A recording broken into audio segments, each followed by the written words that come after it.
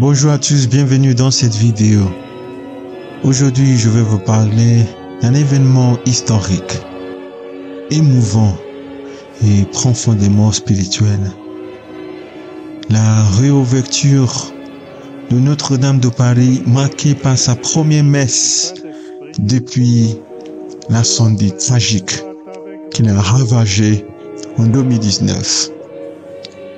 Cette cérémonie s'est déroulée aujourd'hui, le 8 décembre, une date qui restera gravée dans l'histoire de cette cathédrale emblématique et dans les cœurs des croyants, des Parisiens et des amoureux du patrimoine. Commençons par la messe de ce matin, présidée par l'archevêque de Paris, Monseigneur Laurent. Dès les premiers instants, une émotion palpable régnait dans la cathédrale. L'archevêque a accueilli les fidèles avec des mots chargés d'intensité, évoquant l'épreuve traversée depuis l'incendie de 2019. Cette cérémonie a rassemblé des personnalités de premier plan, notamment le président Emmanuel Macron, accompagné de plusieurs chefs d'État et de gouvernements étrangers. Parmi eux figuraient également de grands donateurs, ces mécènes qui ont contribué à la reconstruction de Notre-Dame. La célébration de ce matin a été marquée par la présence de 170 évêques et de prêtres issus des 106 paroisses parisiennes. Un prêtre de chacune des 7 églises catholiques de rite oriental a également participé à cet événement.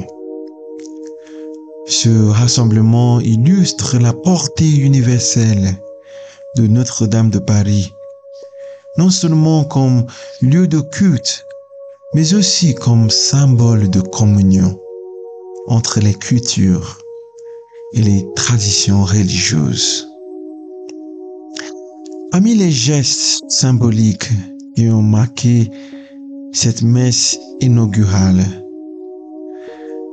la bénédiction de l'eau aspergée sur l'assemblée, l'autel et l'ambon.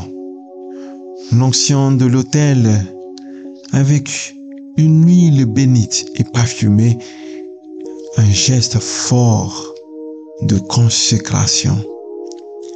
L'utilisation d'encens placé aux 4 coins et au centre de l'autel, ajoutant une dimension spirituelle et sensorielle à ce moment. Un autre moment clé a été le dépôt des reliques de 5 saints liés à l'histoire de l'église de Paris, scellés définitivement dans l'autel. Ce geste incarne à la fois le respect des traditions et l'espoir d'une nouvelle ère pour Notre-Dame. Compte tenu de l'importance de l'événement et du contexte actuel, la préfecture de police a mobilisé un dispositif de sécurité exceptionnelle. Pas moins de 6000 policiers et gendarmes ont été déployés pour garantir la sécurité des participants et des spectateurs. La deuxième messe de la journée, ouverte au public uniquement sur réservation, se tient ce soir à 18h30. Elle accueillera environ 2500 personnes. Toutes les places ont été réservées en un temps record, témoignant de l'attachement profond des fidèles et des visiteurs à ce lieu emblématique. Cette messe sera retransmise à la télévision, permettant à des millions de personnes à travers le monde de vivre cet événement depuis chez elles. Après ces cérémonies inaugurales, Notre-Dame de Paris se prépare à retrouver son rôle central dans la vie spirituelle et culturelle. Chaque année, entre 14 et 15 millions de visiteurs sont attendus, consolidant sa place parmi les monuments les plus visités au monde. Le pape François, bien qu'absent aujourd'hui, a exprimé un message fort. Il a plaidé pour que Notre-Dame reste accessible gratuitement aux visiteurs. Un enjeu crucial alors que des débats émergent sur une possible entrée payante.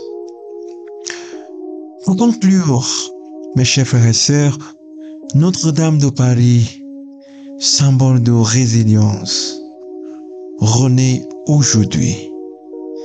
Cet événement est une victoire collective, fruit de la solidarité, du savoir-faire, des artisans et de la ferveur des fidèles.